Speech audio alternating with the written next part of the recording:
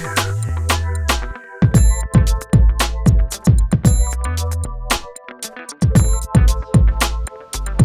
welcome everyone to this month's edition of RocGrowth Candids. This is a very special edition because we have with us today Christine Whitman, who is a very prominent serial tech entrepreneur in our community. And on top of that, she is a community leader in many different ways. In fact, one of the challenges of preparing for today, and even preparing her introduction, is how do you actually not make this pages and pages, but I've spared you. So this represents a small sliver of her past and accomplishments. She's, of course, going to talk today and I think focus quite a bit on the story of CVC Inc., which is the first entrepreneurial success that she had. As owner and CEO, she grew revenues tenfold of that company, and then she took it public and then sold it to a larger public company, and she's brought along a deal toy that perhaps we can point to later as we tell this this very interesting story. Prior to going public, the company was also named in 2 consecutive years as a Rochester Top 100, the fastest growing company in Rochester during both of those years. And in addition to that, of course, I mentioned that there are many different community activities that Chris doesn't just participate in, but is a leader in. Most recently, she just began as the chairperson of the Board of Trustees of RIT, the first woman to actually hold that position. She is also...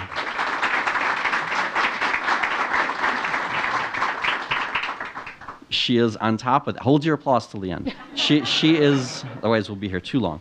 On top of that, she is also part of the New York State Finger Lakes Regional Economic Development Council, where she chairs the Entrepreneurship and Innovation Working Group, which is how a number of us know her. She had co-founded the Greater Rochester Enterprise, the Rochester Angel Network, and she's also an active angel investor herself. She serves on many company boards, and this is kind of funny that this is almost an afterthought because it really isn't, she's also the CEO of a very successful company called Complemar Partners. So with all of that, Christine, maybe we start kind of way back. How did it all start? How did you become an entrepreneur? By accident. Totally by accident. So I asked a few of my fellow CVC partners to come this evening because they came along that journey with me.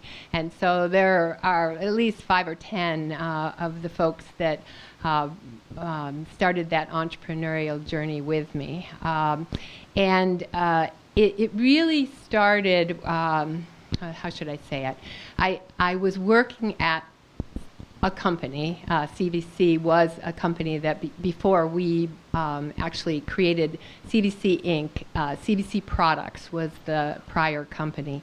And I worked there for a long time with some of the folks who are here tonight.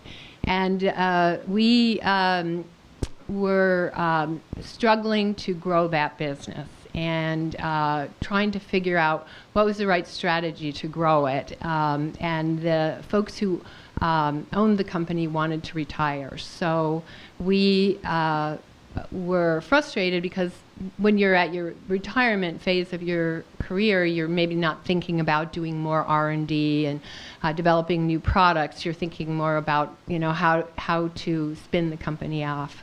And so the company was in what I would call a freeze mode. And so a subset of us started thinking about what we could do to try to buy the company from the folks who were interested in selling it. And that's how it started.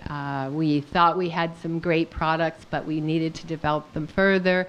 We thought the market was exciting. It was our products weren't serving our customers the way we wanted them to. I recall going into my board and telling my board that all our customers were retiring or dying, and therefore if we didn't invest in R&D that we would never be able to grow this business. So I came out of that board meeting the vice president of sales, marketing, and R&D.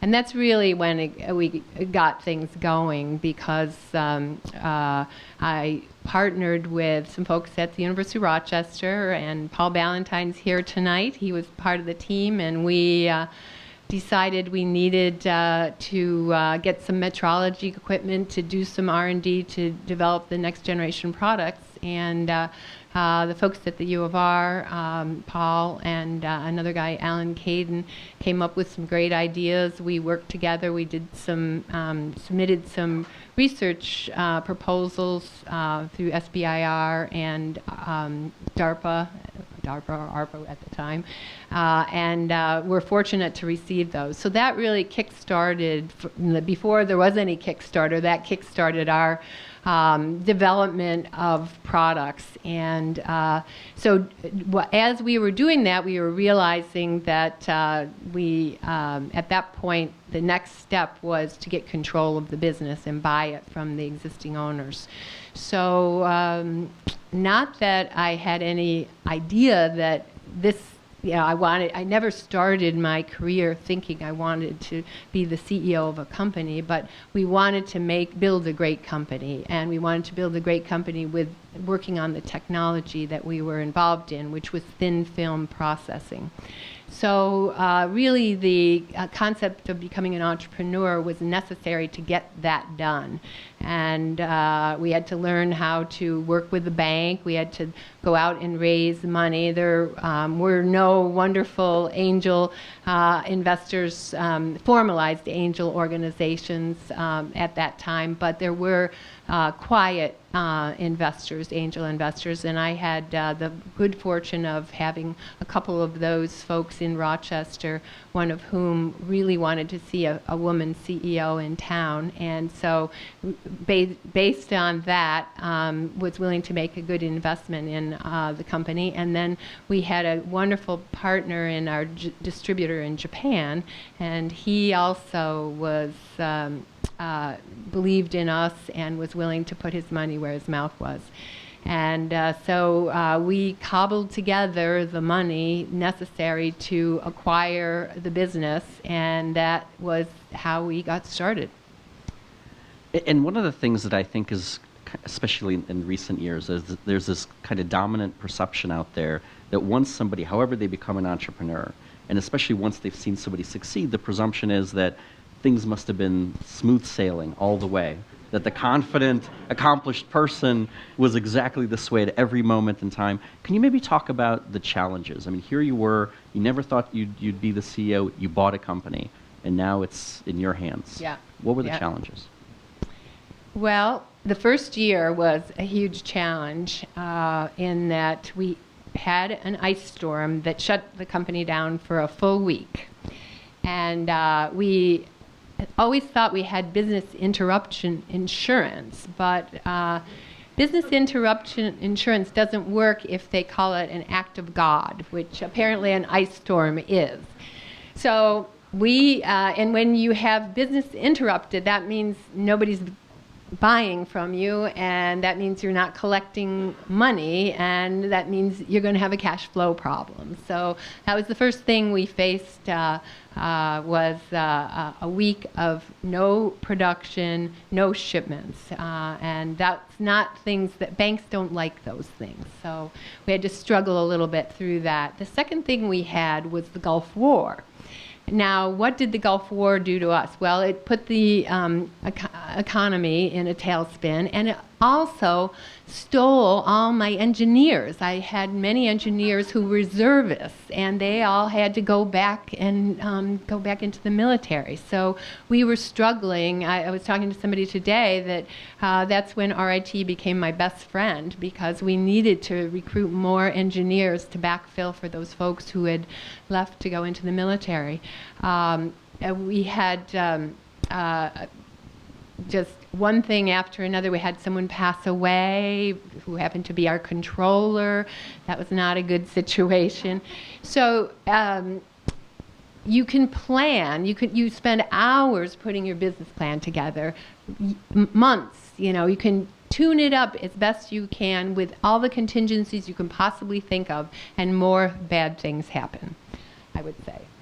I mean, outside of what I'm sure was a great product that you and the team made better, what were some of the things that maybe you didn't expect to really be the key to your success during those years as CVC was climbing that ended up, in fact, being the key drivers of growth? Well, we had originally thought that, in the thin film deposition world for the microelectronics industry, in those days, metallization was the most, I would say, the highest volume product to be sold. But there was a company that had actually built their first product on one of the old CVC vacuum systems, but became wildly successful, a company called Applied Materials, and they were dominating the field. So there was no chance that a little company in Rochester, New York, with only 100 people was going to be able to beat out Applied Materials. So we had to figure out where we could really specialize, and I had worked with some guys a guy that had been at Bell Labs who had said, try sputtering some powders. And so it was in the beginning, and this is what Paul worked on initially, was sputtering superconducting thin films. And we were able to sort of pull that together. That wasn't a huge market, but we began to understand that some of our expertise in dielectric films and specialty films were really appropriate for the disk drive industry, for doing the read-write heads of the disk drives. And that turned out to be a market that no one was really doing extraordinarily well. And so we didn't, when we wrote our business plan, that wasn't the market that we had originally targeted, but it turned out to be the best thing. And particular inventions that Paul and the team were able to come up with really made the difference for the company. Now, one of the other things that I find very interesting about the CVC story is a lot of entrepreneurs, especially when they're just starting, the things that they're thinking about as the biggest challenges are the product market fit, kind of commercialization, first customers, being able to compete against larger companies. You talk a lot about scalability and the difficulty that so many companies have actually scaling up. Could you talk a little bit about what did that scale up look like as you grew revenue by 10x, and what were the challenges that you ended up facing as part of that?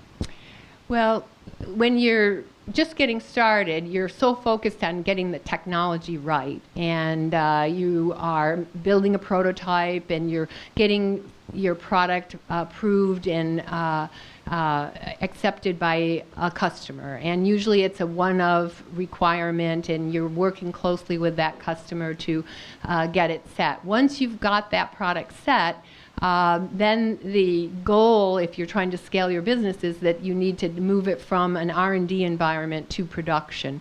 And that's what we started out by selling these machines for R&D applications in labs, and once it was possible to prove that this was a production-worthy process, then we would get multiple orders for these machines. And this involved many more people. It involved more software, more hardware, more quality. We had to outsource to many machine shops around Rochester and kept a lot of machine shops busy. These were large machines, very intricate componentry, a lot of purchasing necessary, and then all these machines had to be shipped out to the customer, installed, brought up, qualified. So that involved so many more people than an early startup company involves when you're just trying to prove out something, and you and your immediate team can go out to every customer and take care of them. So what we discovered was, first of all, you needed money, a lot of money to buy all the materials, and that was always a challenge. So we did end up having to go out and get venture capital money to help us grow. But more importantly, we needed people. And if you think about doubling every year, so let's say you're going to hire 100 people. To hire 100 people, you really need to interview 300 people. And in our company, we wanted 3 people to interview each candidate. So that's 900 interviews. while you're growing like crazy, your customers are calling you and your suppliers are calling you, you're doing 900 interviews for new people. Then you get the new people in and they don't know what to do. And so we have to really, I'm getting the notice, we have to speed it up. No, he's good. Don't mind him. You keep on going. All right. So in any event, those kinds of challenges of just bringing in the people, creating the culture that you need to be able to make sure that those people are building just the way you want the product to be built and treating your customers the same way, that is an enormous task that I think many entrepreneurs don't think about that part of the entrepreneurial experience. And that's very interesting. And I know I've heard you talk before about the primacy of and the importance of building a good team, of creating a culture that really works with a lot of independence. Can you talk maybe a little bit about some of the perhaps counterintuitive lessons, both at CVC and now at Complemar, around building a team and good culture? That's a great question. We're still building our culture at Complemar, both at CVC and at Complemar. Over the course of our growth, we had acquired other entities, and so bringing in other entities into the organization is always an interesting challenge. I think it's really important that you understand from the get-go how critical that is and how wrong things can go if you don't get it right. So, when we were very small, it was a little family event to have any kind of meeting. But as we got bigger, we had to put organizations in place. We had to have managers. Oftentimes, and I think that engineers aren't necessarily born managers. No offense, I'm sure, to anybody no here. No offense. Everybody here is communication wonderful. Skills aren't at the top of it. Now, some of you are wonderful, but I would say I think in some cases I've seen lack of communicating as much as you might. But I would often tell, particularly in our engineering organization, that you are a manager. There's a verb in that. That means to manage, to lead, and you can't sit in your office and with your little ice, your refrigerator, and drink your Coke and just expect everything to work. So figuring out how to lead and to share your knowledge and inspire your team to actually get the job done is something that you have to build your culture around. And I would say in both cases we've been working hard to create those cultures. But in particular, when you have two different companies that you're bringing together, the respect for each company is really critical. So having a team from each side looking at what those issues are, sharing the strengths of both organizations and pulling them together. I think we ran into those kinds of challenges both at CVC and even at Complemar we've run into it. What is it that caused CVC, kind of the final event for you, meaning to sell the company? What is it that led to that? So the company, as Alex was saying, was growing very rapidly, and we decided it was time to do an initial public offering. And I don't know if Emilio is here. I invited him to come, but Emilio Di Cataldo, or a lot of people call him Deke, he was our CFO, and that's another important lesson. You got to get the right person to help you if you're doing an IPO, and he was the right guy. He'd done it before. No one was really doing IPOs in Rochester when this was going on, so there weren't. I didn't have a lot of people to turn to, but he had done it. He had gone through it once before, and he helped us, guided us through this. But it's a huge undertaking to do an IPO. It's expensive. We tried it once, and there's a window for doing an IPO, and the market's either accepting of IPOs or not. And if the window's closed, you're out of luck. So you're never going to get your IPO off. And so we tried it once. We had to they call it put it on the shelf, and then take some more private equity money. And then a couple years later, we were ready to go out again. And as I said, the company was growing like crazy. We completed the IPO. The management team, the leadership team, some of the people here were completely exhausted after we went through all that. And our biggest competitor, Veeco Instruments, really wanted to buy the company. When you do an IPO, your primary job is to maximize shareholder value, and this was an opportunity to maximize shareholder value for all of our investors in the company, and also to our customers even liked the idea that this other company, Veeco, had a lot of products that we didn't have, and so combining the two entities was desirable to our customers. And so we went around the table and we voted and we said, okay, we will agree to be acquired by Veeco. And so we did.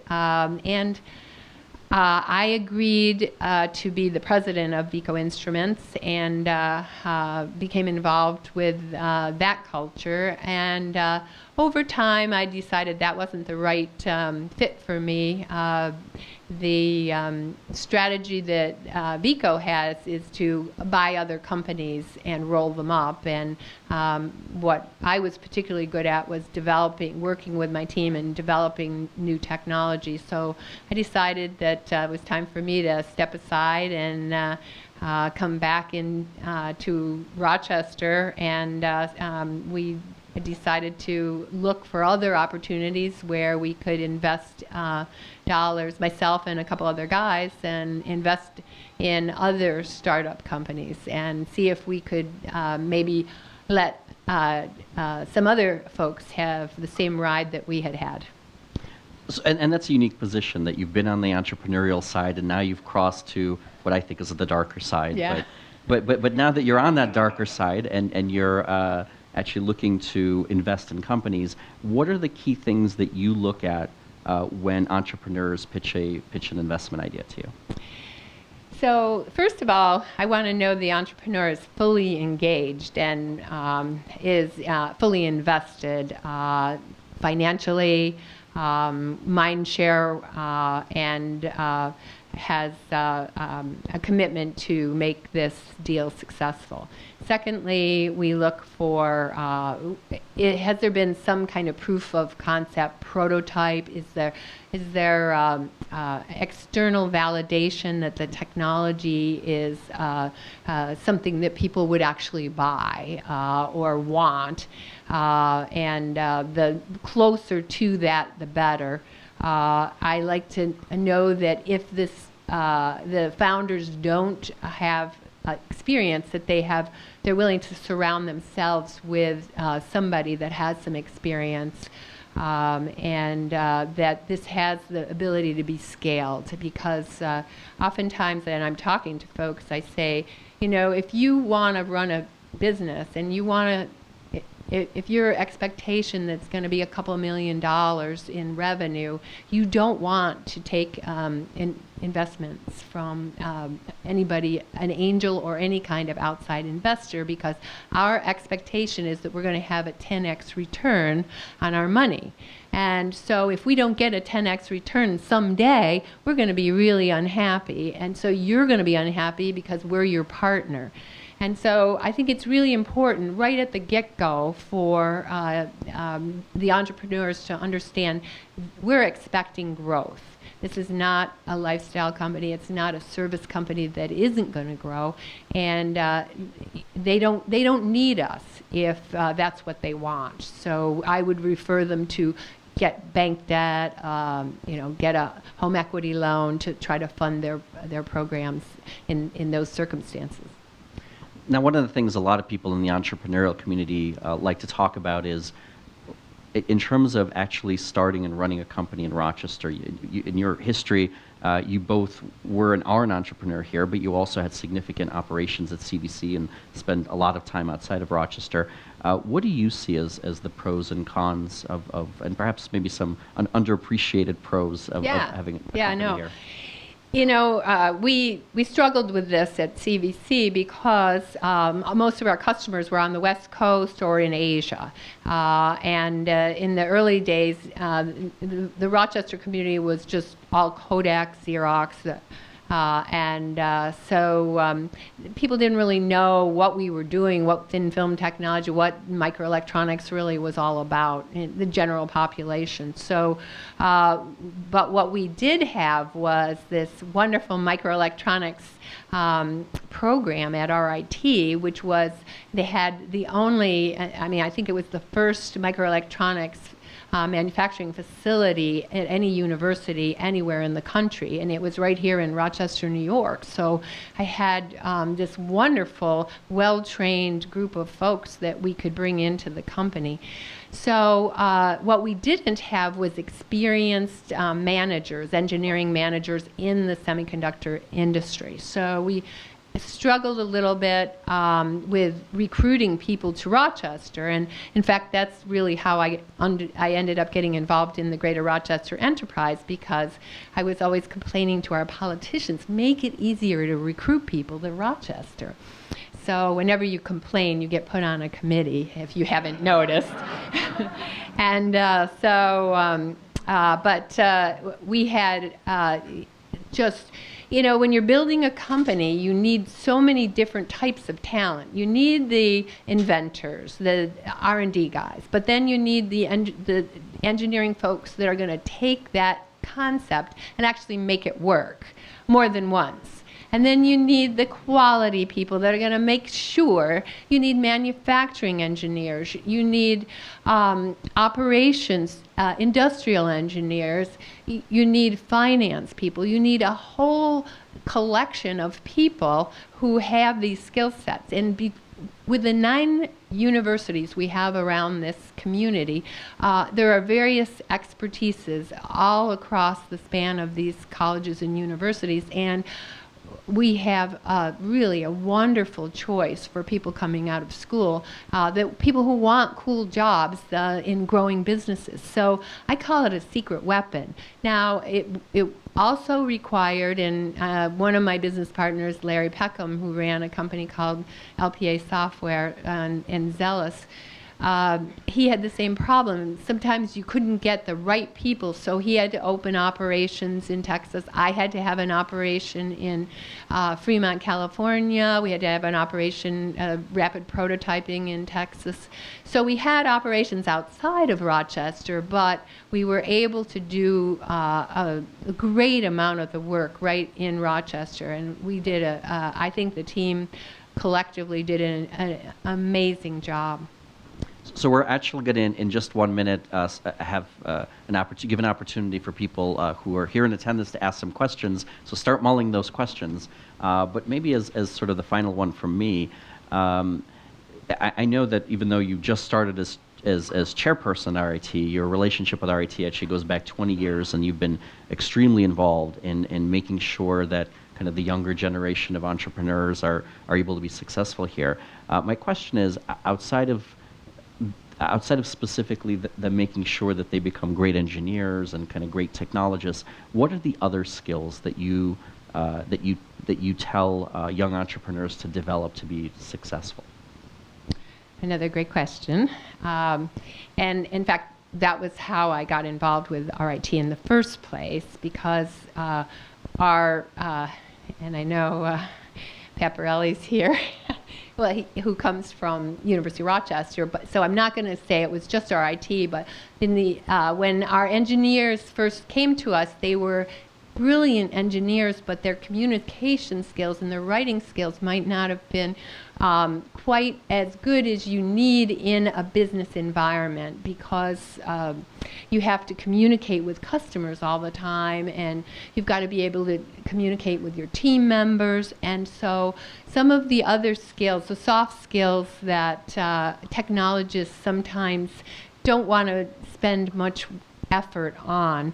Those are important in all kinds of business, but particularly if you're in an entrepreneurial environment, because entrepreneurs, you have to do all things. You're not allowed to just work in a very narrow range. You're going to get called in upon to do all sorts of things, to fill in for someone who's out sick, because there's just not that many of you. And so you've got to be a little bit of a generalist to be able to handle some of the, I would call, customer service issues that every single company has to. I mean, that's what we live on. Our customers are the key to our survival. So it's really important for anyone who's going into any kind of entrepreneurial activity to develop those skills. All right, excellent. So as I said, we'd love to take some questions. We actually have a very tall gentleman with a microphone who can walk around, and he'll get taller as he stands up.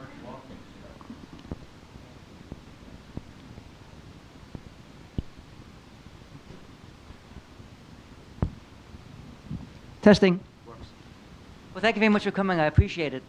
But I seem to see a dichotomy. I go to a lot of these meetings, and I see good future, real enthusiasm, real optimism. And yet I'm very much plugged into the younger generation. A lot of people I know run orchestras and things that involve young people, and their constant complaint is, I'm losing people. I can't keep people. People see no future in Rochester. All the young guys, the graduates of RIT, of UNR, are leaving because they look around and say, there's nothing for me here. Why is there this dichotomy that I come here and I see fantastic optimism, and I go outside and I say, see ya? Well, I think you have a mixed bag in Rochester because we're in transition, as the way I would describe it. We've had a number of years of a decline of large corporations. However, even with the decline of those large corporations, the small to medium-sized corporations have absorbed, so we still actually have the same number of people here. Now, the smaller companies, it takes us longer to actually grow jobs fast. That's the scaling I'm talking about. So we've done a really good job in getting started with the entrepreneurial story. It's interesting you mentioned this, because this is my hot button, actually.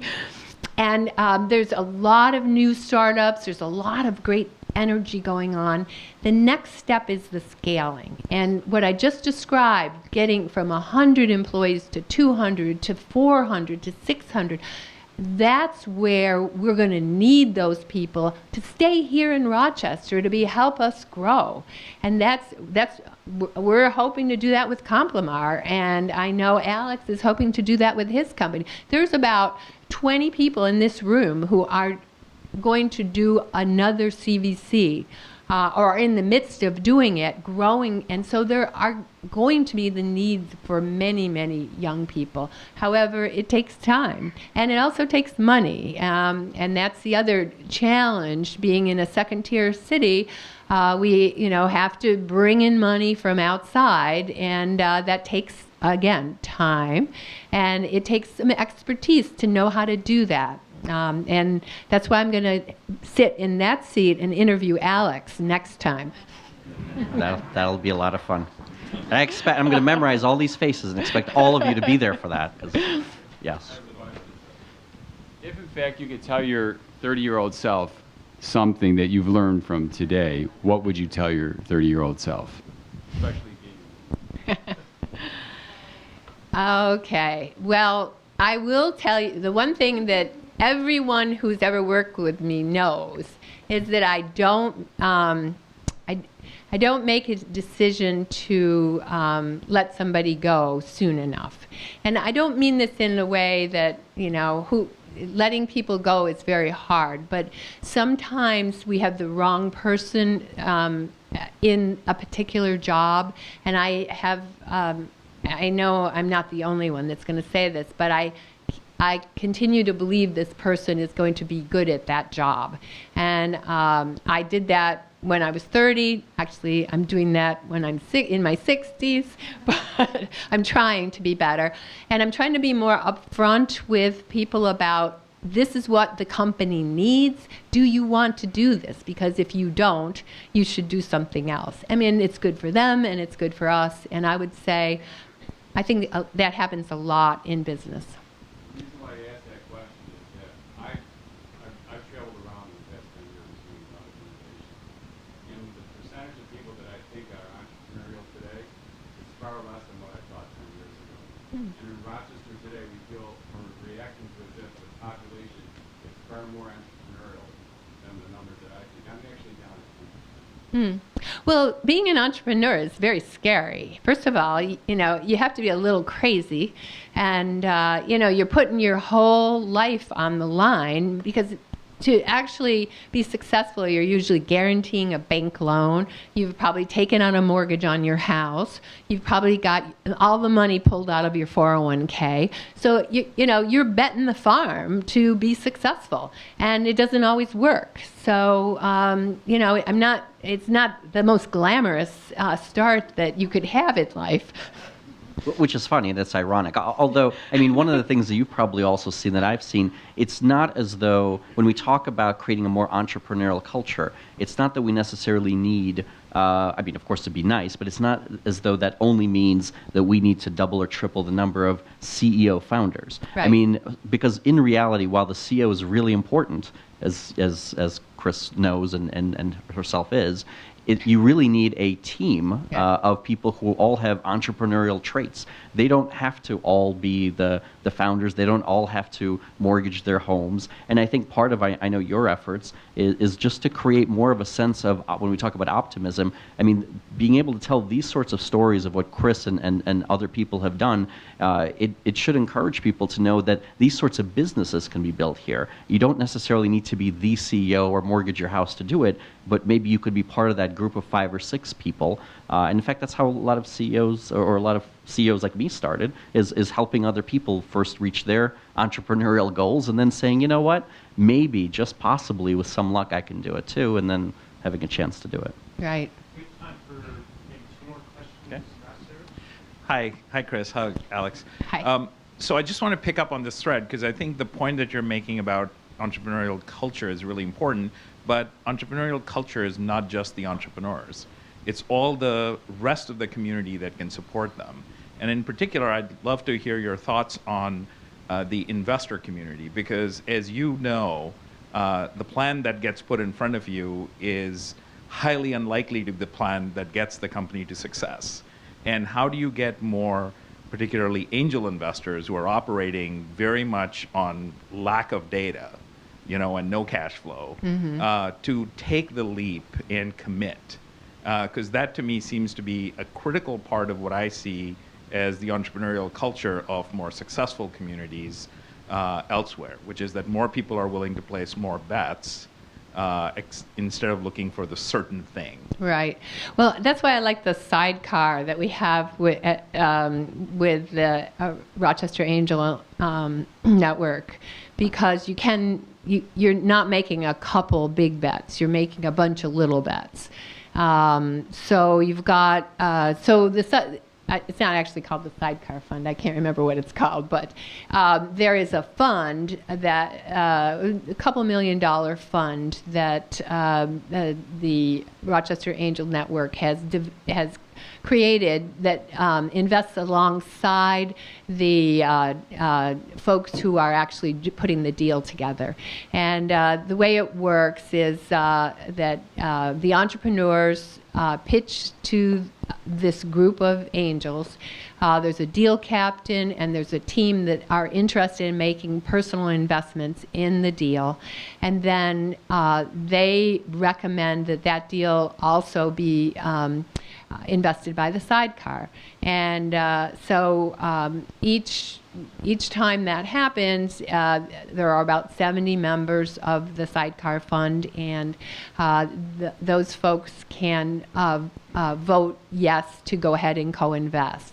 So these are, I know Arunas Chisonis and I are working on some ideas of trying to get more people into this sidecar, getting some University of Rochester alums and RIT alums to be able to participate. They might not be active investors as, say, the folks that are working on the deal, but they can participate with less risk, because we are in upstate New York. We're not in Silicon Valley or New York City, where people have more experience with successful deals happening and making money and recycling that money. So our angels are a little more risk averse. Also, our angels are not as they're wealthy, but they're not used to betting this kind of money in a deal. So, once the deal gets we get to about needing more than $1 million, then our angels get nervous. And so in the city or in Silicon Valley, they just keep writing checks to keep the company going. So we have a little bit of a problem here in Rochester, which I serve on the Finger Lakes Regional Council, and hopefully, that's why I cross my fingers, hopefully we'll win the URI next week. I don't know. But, and hopefully we'll have some funding available that will help this space, because between 1 million and 10 million, it's kind of a space where some of our companies are struggling a little bit to get their funding. Once we get past 10 million, some of the institutional venture folks are going to be able to play in the game. Yeah, and when I talked about investors being the dark side, I was just kidding. I mean, investment is really, really important. Really, that's more the kind of thing entrepreneurs say when they're trying to position and leverage. But anyway, entrepreneurs are very important, obviously, as well. What I know a lot about Chris's work in the community, and one of the things that's ironic, we've been here more than a half hour. We've only scratched the surface, but I know that we need to move on. But I believe Chris will stay around and is happy to talk to people individually. Chris, thank you very much you really are an inspiration as an entrepreneur, but you also continue to inspire so many of us in the entrepreneurial community for what you find the time to do in leading so many different areas at High Tech Rochester and with the Finger Lakes Regional Economic Development Council. Can we please have a hand for Chris?